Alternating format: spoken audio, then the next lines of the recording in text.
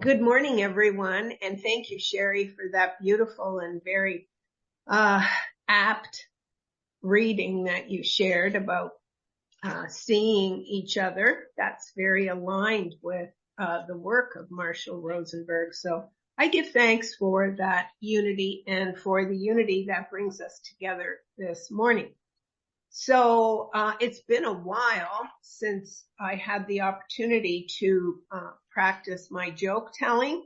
And the riddles that I have this morning are riddles that I understand. So I wouldn't be surprised if you guys guess the answer to them before I give them. But please just notice that I'm doing my best to get better at this joke telling. And this, of course, is our first Sunday in September. And in Unity, we love to focus on the spiritual gift of order within us.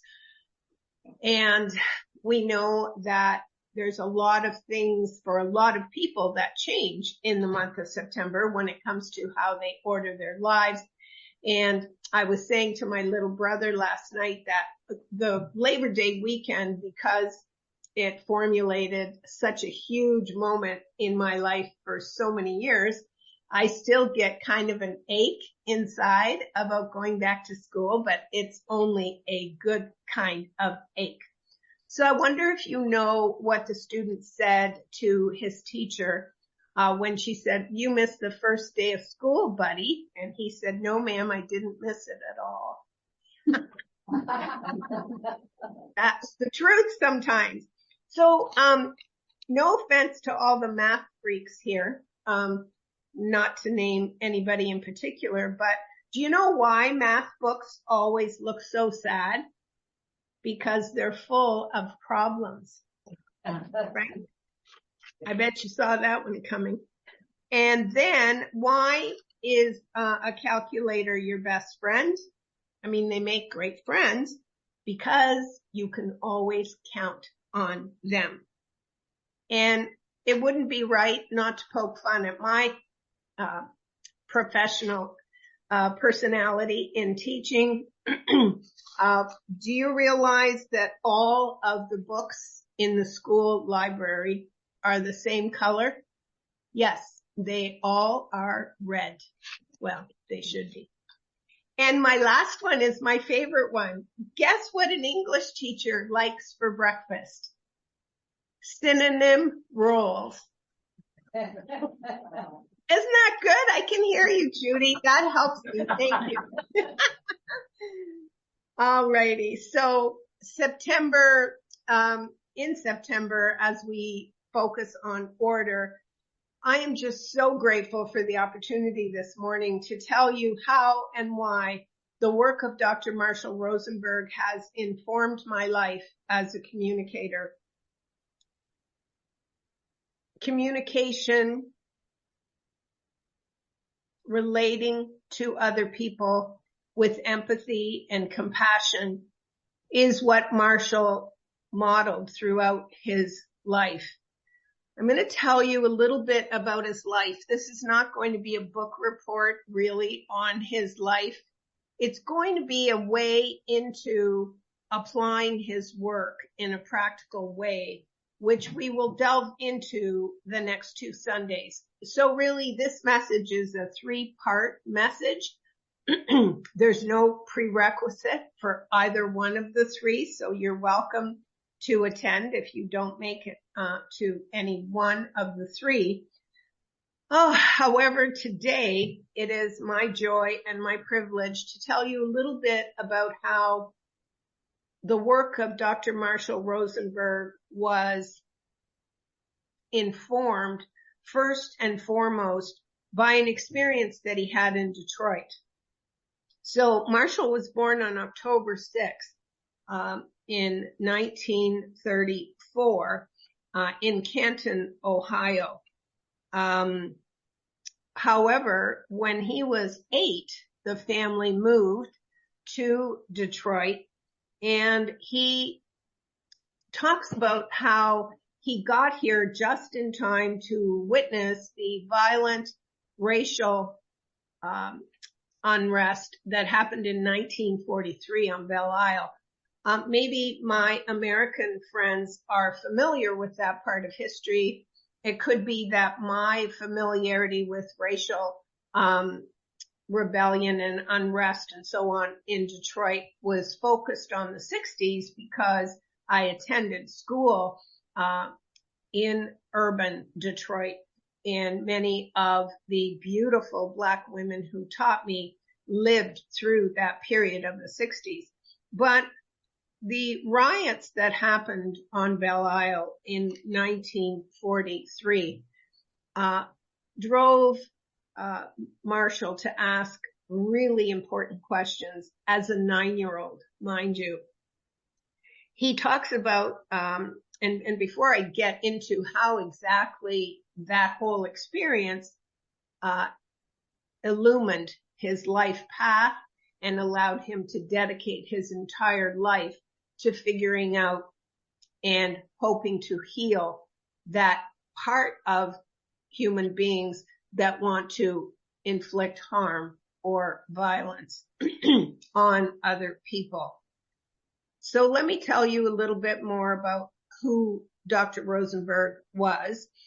He was a healer. He was a psychologist. He was an author. He was a mediator. And above all, he was a peacemaker who brought his particular method for peace in conversation, peace in difficult relationships, everywhere in the world. He traveled the world and was in some of the most war-torn areas of our globe. What Marshall decided, and he talks about doing it as a very young child, was that the compassion that he saw at home, where he lived, where a grandmother who was paralyzed lived with them, and his mother cared for her mother, and Marshall had an uncle, his mom's brother, who would also come to care for the paralyzed grandmother. And he describes, Dr. Rosenberg does, the experience of watching both his mom and his uncle, watching their faces when they cared for the grandma, seeing to her most basic needs. And he said, I saw a light, a kind of real, pure, shining light that came over their faces, big smiles when they cared for grandmother. And he said, I thought about the contrast between that compassion, that kind of love, and what I had seen in my neighborhood in 1943, when in a period of just about 3 days, there were so many killings in his own neighborhood that it was not safe for them to go outside. He talks about the fact that this was a powerful education for a little boy. He said it was a painful education, but it brought to his awareness the idea that in this world, people might actually want to hurt other people because of the color of their skin. Well, then he says, I went to school, and then I learned for the first time that my last name could be a stimulus for people wanting to and actually doing violence to me. And so this question, you know how for so many of us a question will inform the rest of our dedication to life. And this question came up for Marshall. He says, what exactly is it, he wondered as a child, and gave his life to answering this question. What is it that gets into people that makes them want to hurt other people for reasons like their last name, their religion, the color of their skin, or their background? I don't remember learning this before this message, that Marshall's first name originally was Moishik, Moshe, and that Jewish name in Hebrew translates as savior, prophet, a person of courage, redeemer. So certainly he was well named, and certainly in the field of nonviolent communicating, he was a savior to many, a prophet, and a redeemer in terms of the potential for every one of us to be redeemed, that is, to be saved from our own self-talk, which can be violent, and our own tendency to unwittingly sometimes bring violence into our exchanges with others. And so as a mediator, as an author, as a psychologist, he was looking for a way of thinking and speaking differently. His most well-read and well-studied book is Nonviolent Communication, A Language of Life. Some of you have heard me talk about this before. I have given a workshop in my early days here on NVC. For a few years, I was blessed to participate in a weekly group where we just practiced nonviolent communication. He calls it a language of life, but most of the information that I'll be sharing with you in the next few minutes actually comes from a book which he wrote later in his career. This is it. It's called Speak Peace in a World of Conflict. Interesting how many years ago this book was written and how it feels so much more relevant even in this moment on planet Earth. So once again, the title is Speak Peace in a World of Conflict. And the subtitle of it is so empowering. I hope you find it as empowering as I have over the last 16 years or so. The subtitle of his book, Speak Peace in a World of Conflict, is What You Say Next Will Change Your World. What you say next will change your world. I give thanks to God for the many subtle ways in which I am guided and led as I prepare to share a message with you on Sundays. Yesterday, in the middle of preparing, I had the most unforeseen opportunity to practice Marshall's way of nonviolent communication. And I'm not happy to tell you that even though I was and have been immersed in it now this week, when the opportunity came, I was so overwhelmed with emotion, sadness at a voicemail that I got, which had a very violent to me word in it.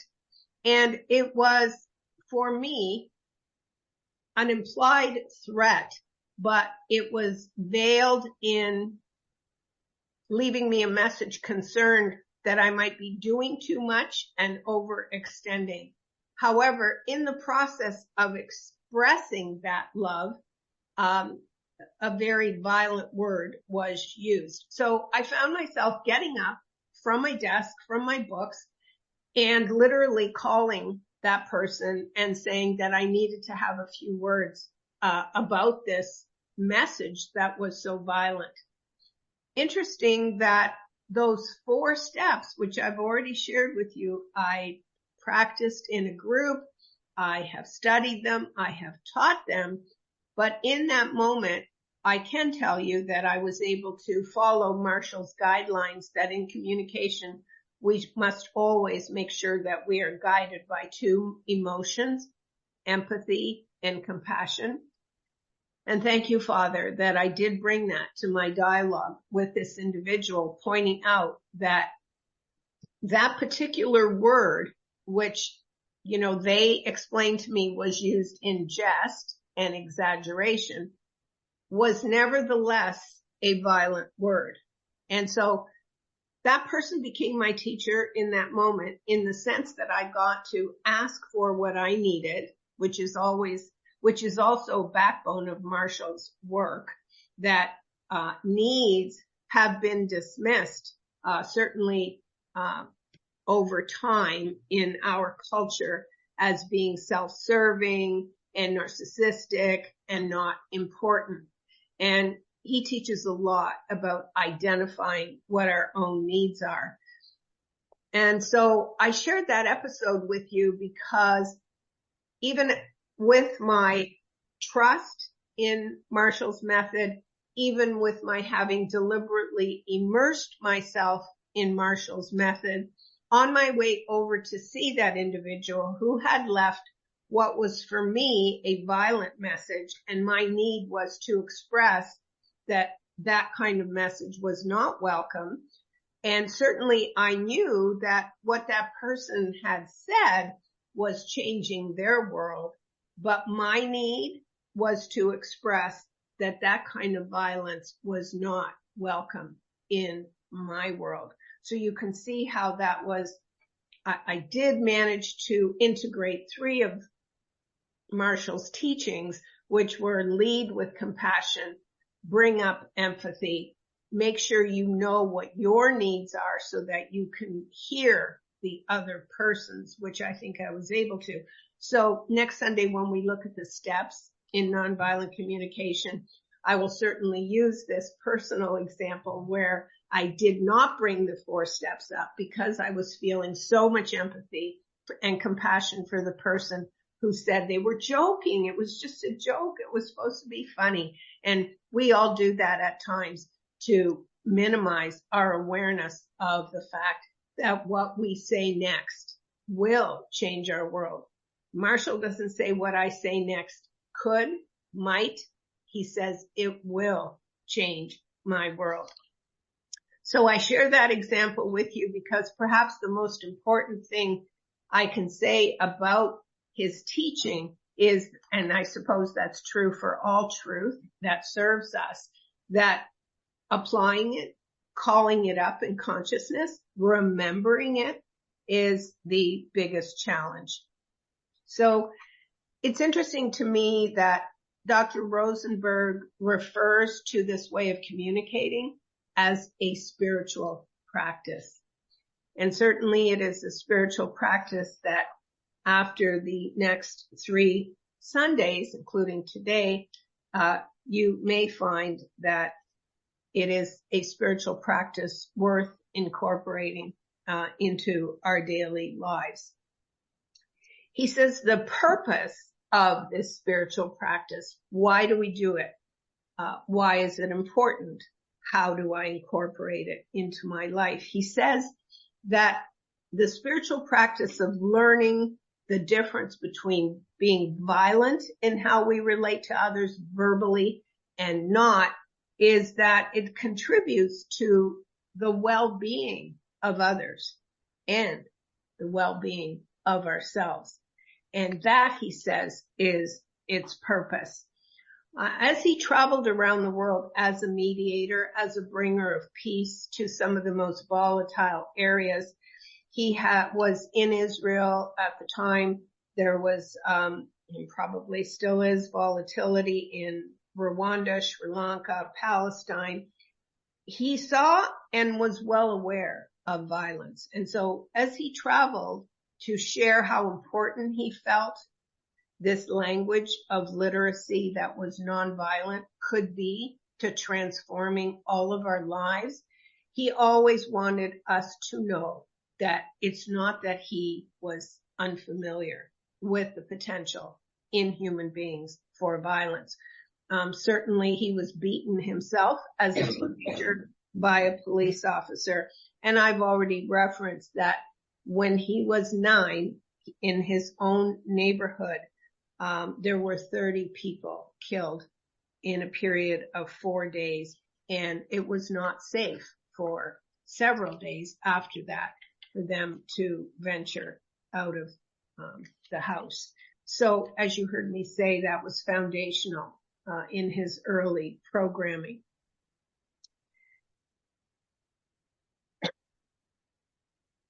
He brought to nonviolent communication the understanding of a few things. And for me, I could spend an unlimited amount of time on just truly grasping these things. He says, we must know from the get-go, before we even attempt to communicate with empathy and compassion with another person, we must know that the cause of our feelings is never other people's behavior.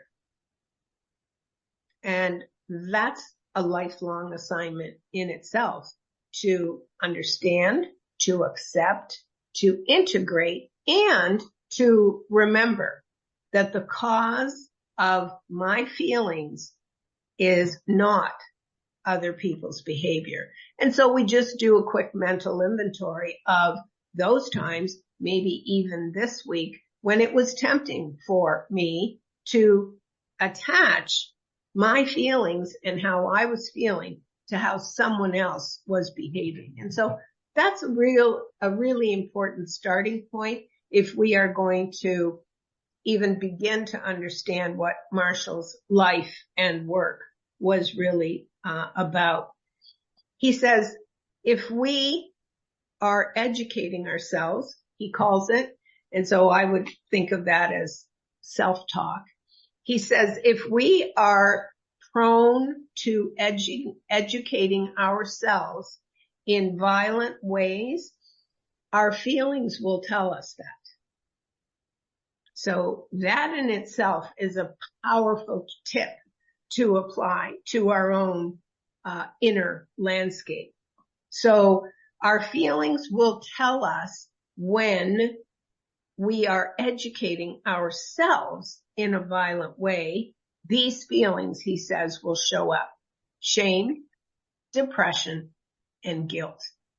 So certainly when our feelings are pointing to those emotions, we can be sure that we have been communicating with ourselves, and whatever needs we may have that we've identified, that we're communicating with ourselves in what he calls a violent way. I love that he uses the word literacy. He says, what I have given my life to teaching is a literacy of feelings, needs, and requests. So much of his work pivoted on those three key aspects: feelings, needs, and requests. And he says we are literate in these three areas when we communicate either to ourselves or with others. We become literate about our feelings, our needs, and our requests, depending on how well we express those feelings, needs, requests in a way that is a gift to other people so that they can see what is alive in us. This is a cornerstone of his work. So I'm just going to stop there.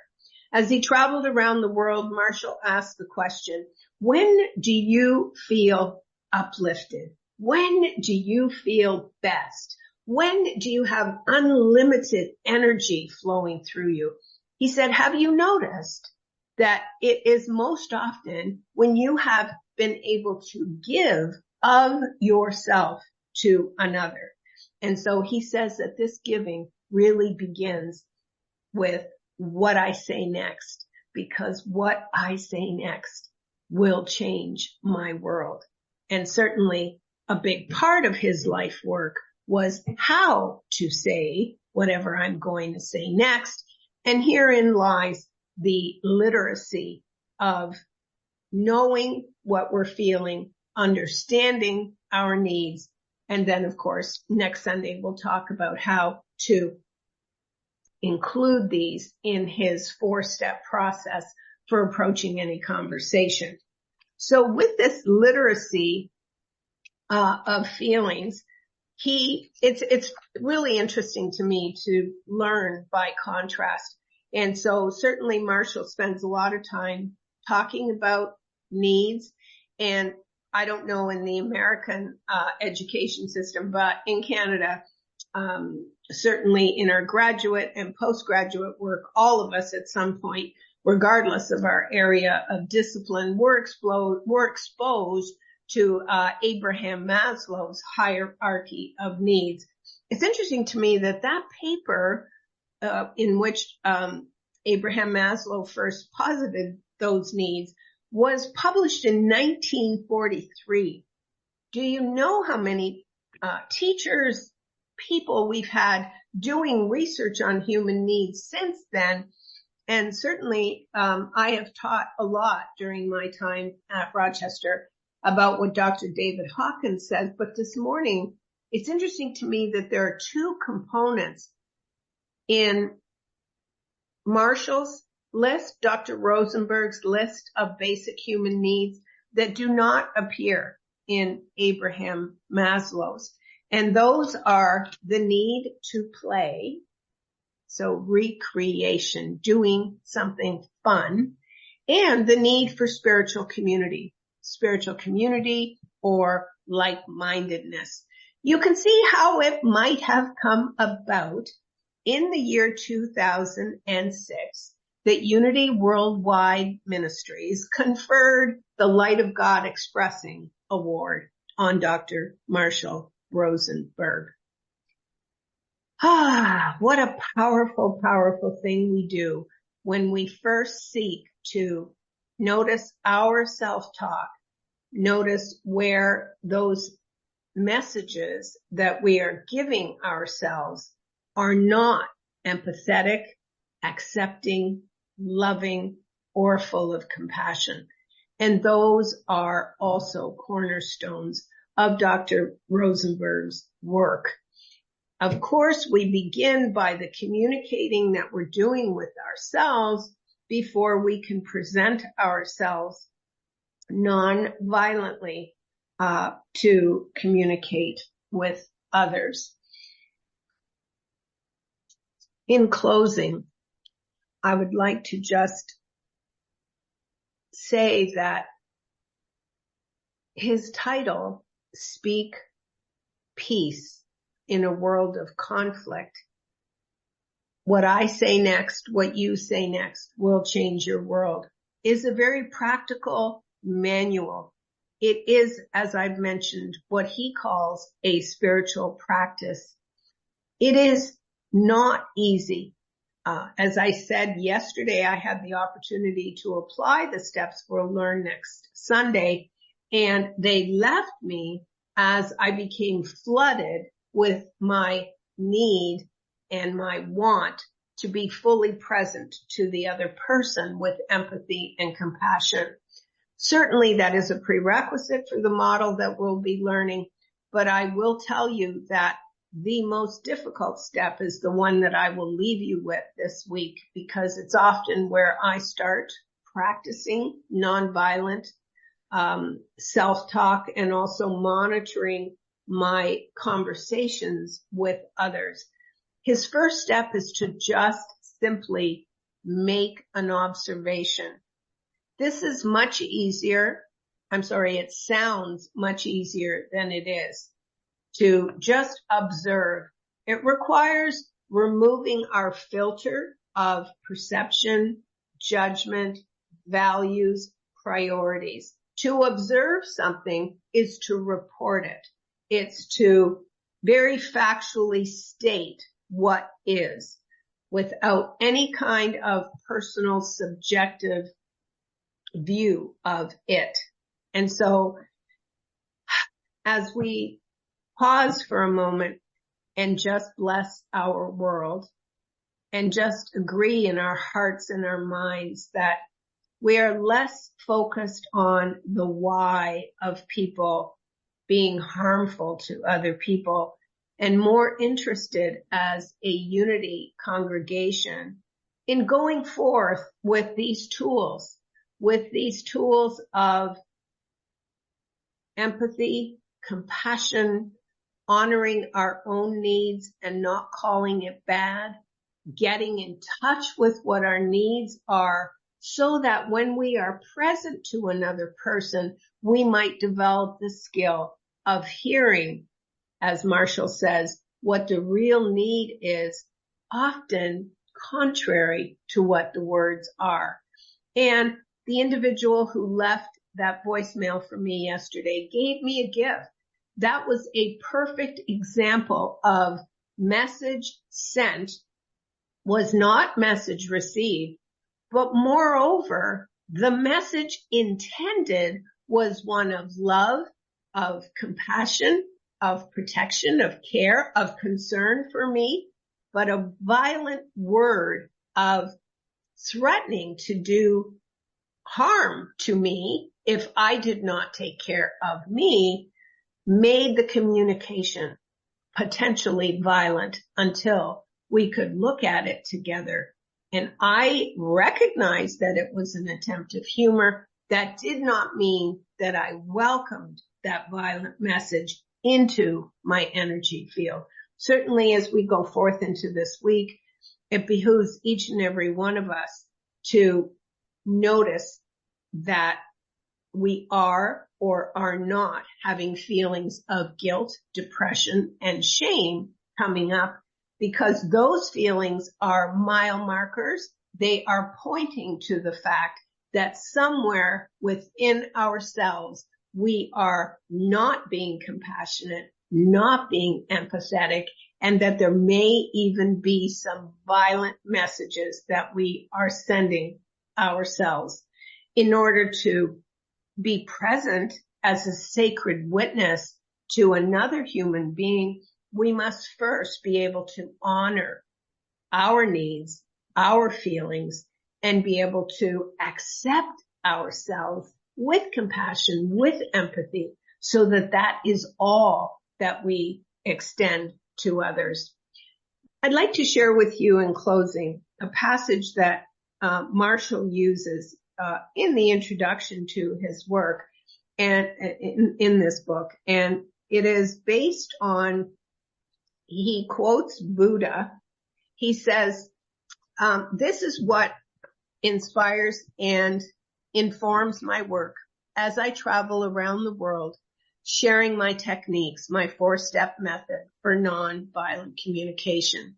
And it comes from Buddha, the Buddha. And it says, Marshall says, this is the purpose of my nonviolent communication techniques. Buddha says, teach a triple truth to all. A triple truth. And here it is. A generous heart, kind speech, and a life of service and compassion are the things which renew humanity. I'll say them again. A generous heart, kind speech, and a life of service and compassion are the things, the 3 things, which renew humanity.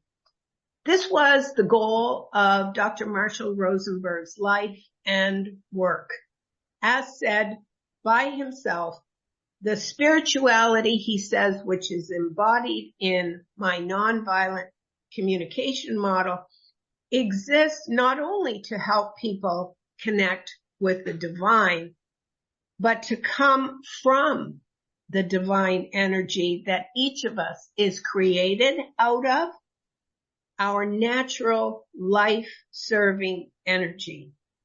And so in this triple teaching of the Buddha, to notice our words and to be kind, Marshall gives his last work the title, Speak Peace in a World of Conflict, because what you say next will change your world. Let's just breathe that truth in. Let's accept responsibility for the thoughts that form our words, for the compassion and the empathy that we are extending to ourselves and to others. I open with anticipation to going further in depth with the 4 steps of communicating nonviolent with you next Sunday. And I invite you to call me and to share with me how you're doing with noticing or observing how much of our feelings we might be making other people responsible for, how many of our own needs we are willing to acknowledge, address, and respond to with compassion and empathy,